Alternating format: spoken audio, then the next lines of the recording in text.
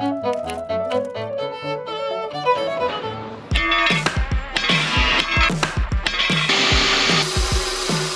we drive over with the car or the forklift? The forklift would be cooler.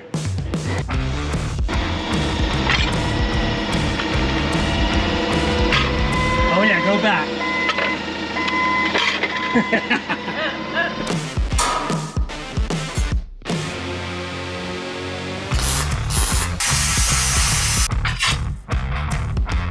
That's why we chose an aluminum boat. So in this week's video, we're going to do a deep dive into why exactly we chose to build an aluminum boat. This is the skeleton of our 53-foot aluminum expeditionary catamaran that we started building here in Brisbane, Australia. We spent years of dreaming and researching the best boat for us. We found a winner in this custom design by David de Villiers. There's lots of things we absolutely love about this design, but one of the biggest points of difference is the material of construction. Aluminum has long been a popular choice, from super yachts to small high-speed boats. There's also a number of expeditionary monohulls designed in aluminum, but in the sailing catamaran world, it's not nearly as common. So we thought it would be cool to explain why we chose this material, cover its strengths and weaknesses, and also give you a glimpse into some of the interesting challenges that come along with it. Way back in the day when Kaz and I first met, I started learning some very basic Swedish stuff like counting and asking for food, like "Jag vill ha en hamburgare med ost" or "mer öl tack." But I still get super lost when Kaz and more get together and they start talking in slang and conversational Swedish. So I decided to up my Swedish game, which is why I'm super happy to say that today's video is sponsored by Babbel. Babbel is one of the top language learning apps in the world, and their app is super easy to use. Laga manken till. Laga manken till. Laga manken till. Laga manken till. All it takes is a few minutes a day, and you can start learning a new language in as little as 3 weeks. Is there a language that you'd like to learn? Maybe you have some upcoming travel plans, or like me, you just want to be able to chat with your crazy extended family. It's super easy to get started. You can just click the link in the description below or the QR code on the screen. I'll pop it up right here. And if you do right now, you can get up to 60% off. There's also a 20-day money-back guarantee, so you really can't go wrong. All right, that's it. Thanks for watching, and back to the build. All right, this is 6mm 5083 H321 aluminum plate.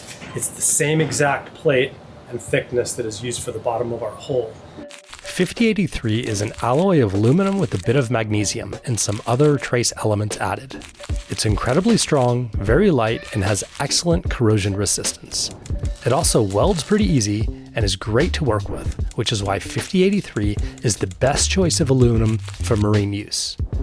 To get branded H321, the alloy goes through a low temperature heat treatment, which greatly increases its hardness and strength even further. 5083 aluminum forms a layer of oxidation on its surface that actually protects the metal from further oxidation, making it ideal for resisting saltwater corrosion, even unpainted and raw. Just leave it alone and it'll take care of itself. You can see how the repair went. It's actually so quick and easy to repair. That's why I love working with this material. After hitting on it with the hammer and smashing it with that heavy iron bar, jumping on it, running over it with the forklift, you can see that the deepest divot is maybe like 1 mil deep, maybe 1.5 mil, and it still has the same camber. It's flattened out a little bit when we ran it over the forklift, but it's pretty amazing. You definitely wouldn't want to try that with the same thickness fiberglass or wood paneling.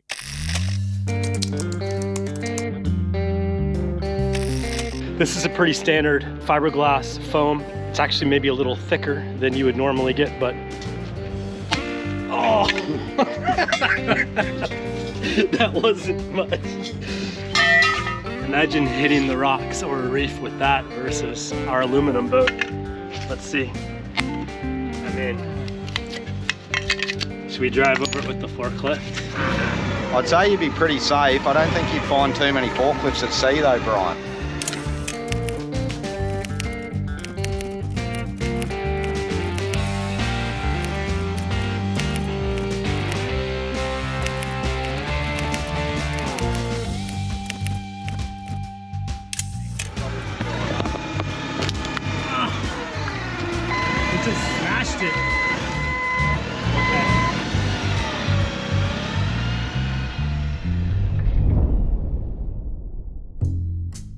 As we've seen, when it comes to strength and durability, there's no question that aluminum beats out fiberglass.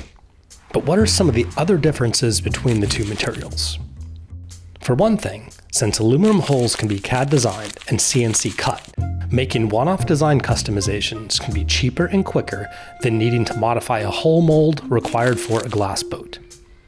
Also, since aluminum construction utilizes stiffeners and frames similar to an aircraft, the weight is very competitive with fiberglass or composite construction that depends on thick laminated layers for strength. And in our case, having a light, very strong boat is definitely a plus. On the downside, complex curves and some shapes can be more difficult to form in aluminum, but with the right equipment, smooth, rounded shapes are possible. Ultimately, it's really the strength and durability that drew us to an aluminum boat. We imagine ourselves in high latitudes one day, navigating amongst glaciers or weaving our way through tropical shallow passes with uncharted reefs all around us. In a collision, aluminum will tend to deform, but keep its integrity, while glass tends to break and shatter. It's a pretty amazing peace of mind, knowing that our boat will be as bomb-proof as possible. But nothing is perfect, and neither is aluminum. So what about the drawbacks, Yes, Brian? there are a few drawbacks to aluminum. The first thing that comes to mind is electrolysis and dissimilar metals.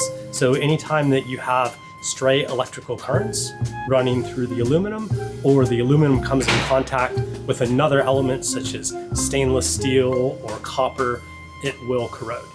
Because it will happen the same thing that happened to Maggie, right? Yes, it's possible, but there are ways around that. But there are solutions to that problem.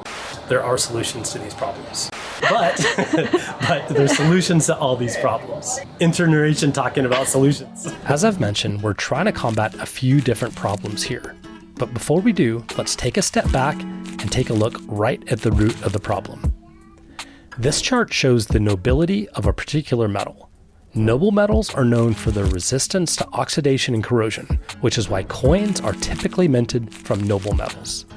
The most noble metals are towards the top of the chart and really like to hang on to their electrons, and they're known as cathodic. The least noble metal in the series are at the bottom and are known as anodic. If you were to put one of these metals together from the top of the chart together with a metal from the bottom of the chart, you would basically be creating a battery. Current would flow from one to another and would lead to galvanic corrosion. So for example, you use stainless steel screws to mount something to the aluminum deck of your spiffy new sailboat, you'd in essence be creating a bunch of tiny little batteries, corrosion would occur, and a huge headache for yourself down the line. But there's a pretty simple answer to this issue. Namely, don't put two metals together without an insulator of some kind.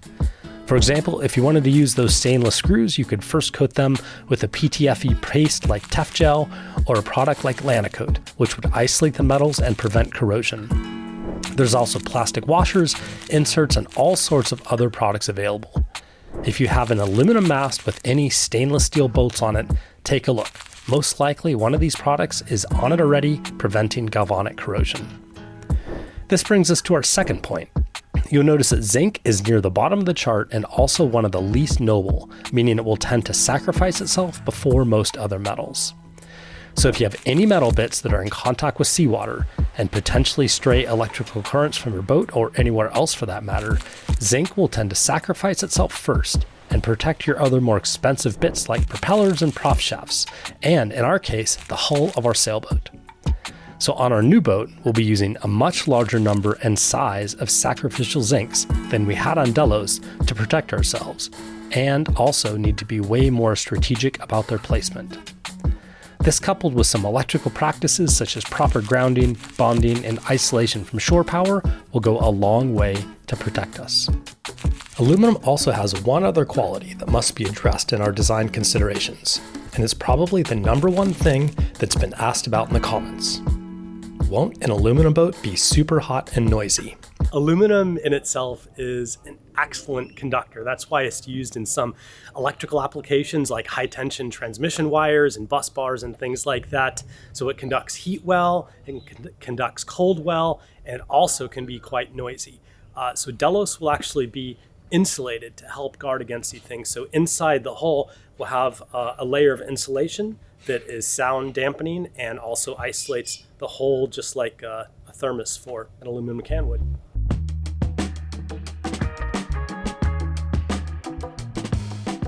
So one other thing that I really like about aluminum is that it's literally no waste. So all the material that is left over can be reused into new sheets of metal. So even the scraps from the CNC machine is collected and reused. And also the scraps kind of around the nesting files on the sheets of aluminum that we received is brought back to the factory, and we actually get a decent amount of money back for that. Whoa, look at that. I know, all from recycled aluminum. So I think that's one part that I really like and that I think is super cool.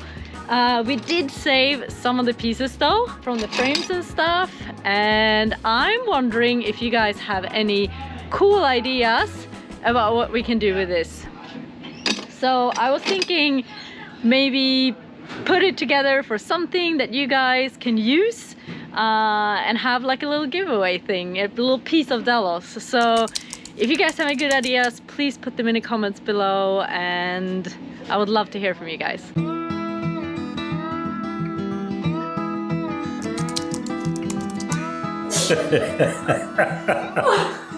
I don't think I've ever tucked my shirt inside my jeans before. There's so much material here, it's like all thick. You know what's funny is Dan loves his funny work shirts. I know. And so he said, let's wear the floral patterns on Monday, and I sure hope we're not the only ones. You look amazing though. You don't have to tuck it in. Well, it's like down to here if I don't tuck it in. It's Kaz's first day at work. Yeah. And it's Sierra's first day at preschool. Excited. You're gonna play all day. Are you ready?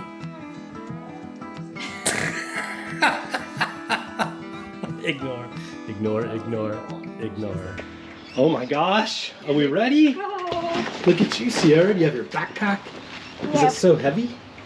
Yeah, it's have my toast and my sandwich and Mimi. It has so many things in there, and your water bottle has your name on it. Yeah. Okay.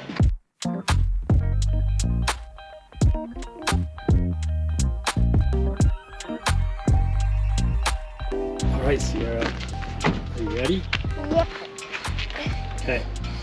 We love you. There she goes. Oh. Our girl is up to school! Or daycare, I guess. It's like a little school. I know. It felt a little bit weird, but it felt good. I think she's too. okay. Yeah. Okay. Off Ready to the yard. to go.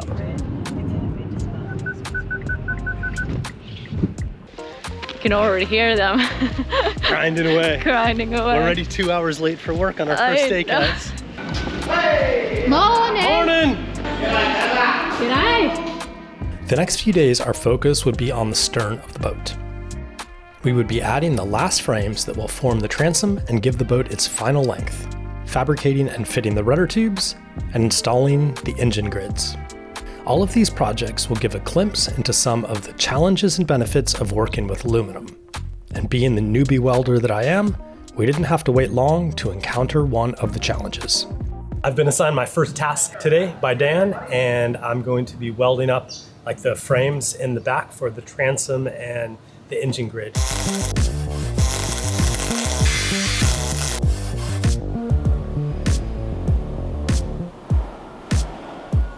I did exactly what Dan told me not to do or cautioned me about. I was welding up that frame and I was a little bit too aggressive on the weld, and I put a little bit too much heat into it. And when I did, it kind of like tweaked sideways. Just like this, and then it blows the metal up. But I got one good weld. I'm sort of proud of that one in the middle. Oh, yeah. That's cream. The rest of them. So you basically put too much, you welded too fast? I probably didn't let it cool down enough, or I welded too long. So then it warped it a little bit. Learning to manage the amount of heat created during the welding process is something I was still getting the hang of. But the good news is that as is the case with the majority of mistakes you make with aluminum, it's a lot easier to recover your mistakes on metal, and particularly aluminum, because you can kind of like bend it and shape it, and you can tack it and weld to it and grind it. So now you're gonna cut that piece, re-bend it, and then like kind of weld it back together. Yeah, exactly.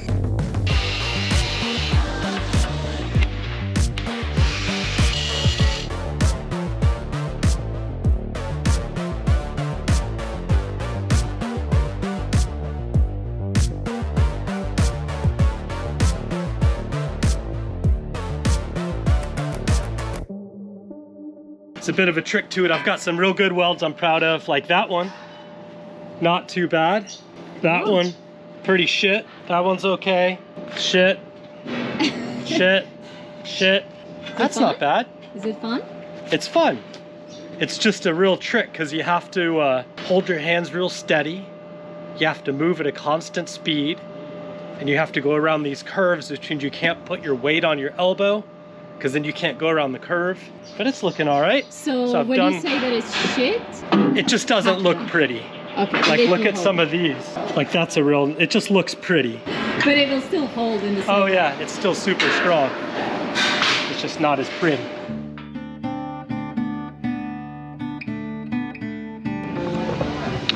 So this is a little back office. It's really cute. So I'm probably gonna spend most of the day just like chipping away here, trying to get a handle on the videos while the boys are welding away. But I set up a time lapse because I think Dan said that they're gonna add on a few meters on the back of the boat today. So it would be cool to have like a long time lapse going, just showing kind of like how things are evolving and getting built up.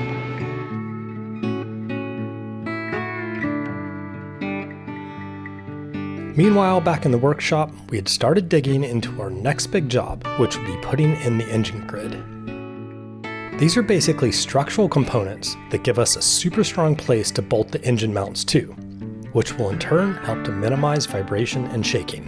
And since we'll have an engine in each hole, that means we'll need 2 mounts.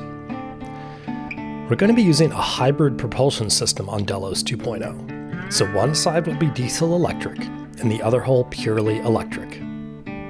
The mounts are custom designed and fabricated to accommodate each configuration, so it'll look different on each side of the boat. These plates right here, this is where the actual engine will sit. Yeah. And then these are the ones for the electric motor.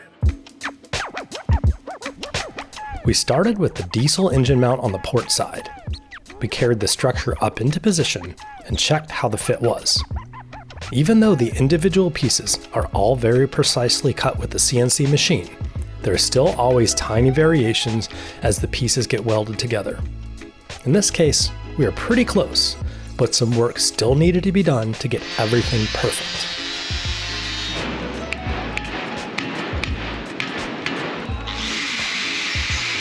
Try 2. What are you doing? Jammed on anything there, Ryan? Just tight here. Just tight?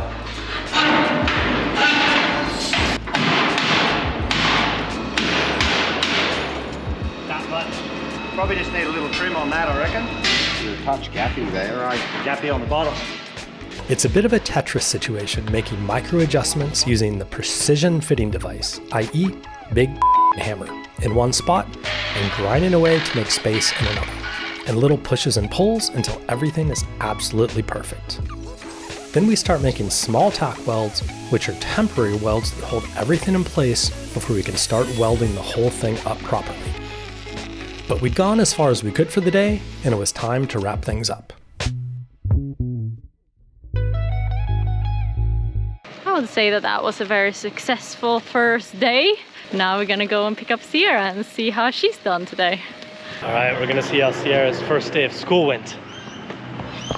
That is my sister so cool. It was so cool. What did you do? Hey.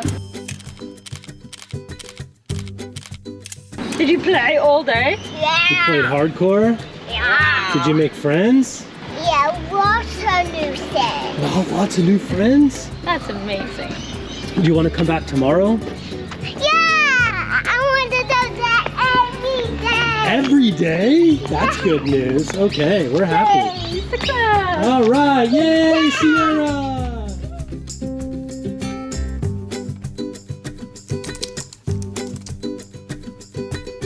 All right, so what are we working on here, Dan? So, working on the rudder tubes. So we couldn't get the diameter pipe, the thickness pipe, and the grade of pipe that we were looking for. So we've gone with a 5083 H321 Yep. DMV certified piece of plate. So originally this was a flat plate like this. We basically put it in a press and turn it into two semicircles like this. Which is the same that the hull plates are made out of. Really corrosion resistant, super strong. And because of the diameter, that's what we had to do. And so you're basically taking these two pieces, welding them together. This will sit like this. And then there's two bearings. There's a bearing here and a bearing here. Rudder stock goes down the center. Moves the thingy and we turn the boat. Thingy for the whatsy. Thingy for the whatsy. That's it. Before welding the two halves together, we need to grind down the edges to create a small V shape so that we could get full penetration on the weld. We actually tack welded the bottom half right onto a piece of angle, just so that it would sit still without rolling around while we were trying to work with it. Then once the halves are lined up, we do some more tack welds to hold everything in place. And now, finally, we're ready to do the real welds. And because it's a fairly long piece, we need to occasionally stop and alternate sides so the aluminum doesn't get too hot. We made the tubes longer than we needed so that we could weld right up to the edge, and then we used a pipe wrap to make a nice guideline and cut off the extra length, leaving us a nice clean weld from end to end. After a little bit of grinding to tidy everything up, now we just needed to check the fit with the mount. We made a few minor adjustments and she was good to go. But before we could install the rudder tube, there was actually another critical structure that needed to fit onto the stern first. This is a pretty cool piece that's about to go on right now. This is the big, giant, thick skeg plate for the very stern of the boat, for the inset for the prop that'll sit in. Look at this piece of metal here. How much you reckon it weighs? I don't know, 30 kilos? 35 kilos? I tried to lift it. I was like, Dad, do you have it clipped down? He's like, no.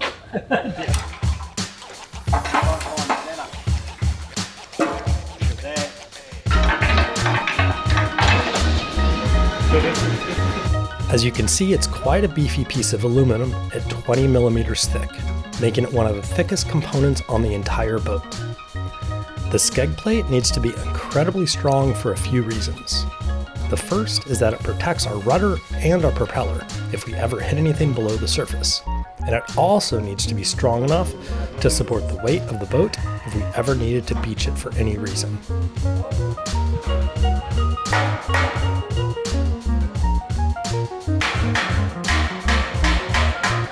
Yeah, it's a really tight fit.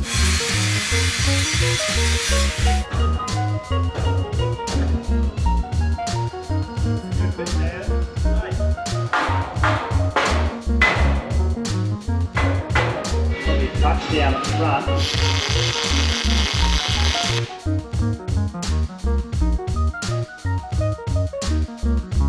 We welded on the rudder tube, the last frames and the plate for the transom, and just like that, the entire length of Delos 2.0 was complete. Another day in the shop was finished, and it's pretty cool to see such drastic changes in progress. Kaz had spent most of the day working on videos in the back office, so I was really excited to show her what we'd been up to. We leave. Another successful day in the office. Come look. This is the actual length of the boat. So that's the transom. Wow. This is... That's crazy! I didn't notice that, Cool, right? So this no the rudder tube, Yeah. right? Such a It looks almost like a shark over here. I know. Yeah, there's a few more pieces missing, but... Okay, the battery died. Battery died on the other one. Okay. I'm just so impressed by the structure. I mean, there's no way this thing is going anywhere. And Kurt and I did a little bit of measurement today. If it's more than 3 millimeters wide, you've got to have to delete the video. We ran the tape all the way to frame 15, which means there's only 1 meter in front of the boat. And we measured to the very back of here, and it was 4 mil long. pretty good, right? 4 millimeters. You got more bait than you bargained for. 4 mils more? Yep. Sweet. So over the length of 16 frames of welding, it is out by 4 millimeters, which is like just that much. It's insane. That is the accuracy is insane. Yeah. Wow. So we're cruising along. Yeah. Tomorrow we're going to be doing what we did today on this side to the other side, the starboard side. How do you feel it's going with the work? Yeah, good. I'm a little lost. I mean, these guys they're super experienced. They've been doing this their whole lives, right? 20 plus years. I've been doing it a week. So I'm a little bit behind. I make some silly mistakes. I think that's to be expected, but they're super patient with me, which I really appreciate, and I'm learning a lot, which is very cool.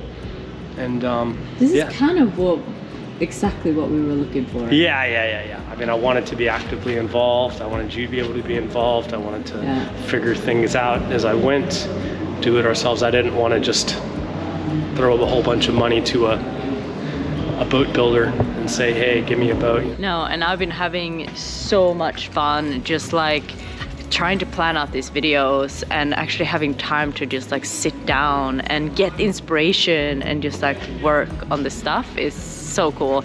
And to be able to be here has been even cooler, you know? So what do you say we go get the child? Yes.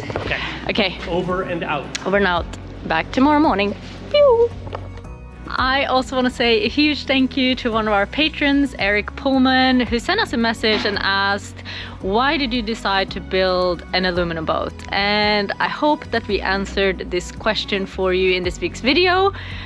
If you want to get more behind the scenes content, get to see the videos 1 week before everybody else, and we also have meetups here in Australia and stuff like that, join us on patreon.com/svdelos. Okay guys, see you next week. Up next on Delos, we fire up the old English wheel. So basically we're going to take flat sheets of metal and turn them into curves. And Delos 2.0 really begins to take shape. How long do you think it's going to take us to do one? Probably about an hour and a half. And how many plates we have to do? 28. And I learned how difficult this actually is. It's curved more on that end than this. Seems like a bit of a dark art to me. It is. Woohoo!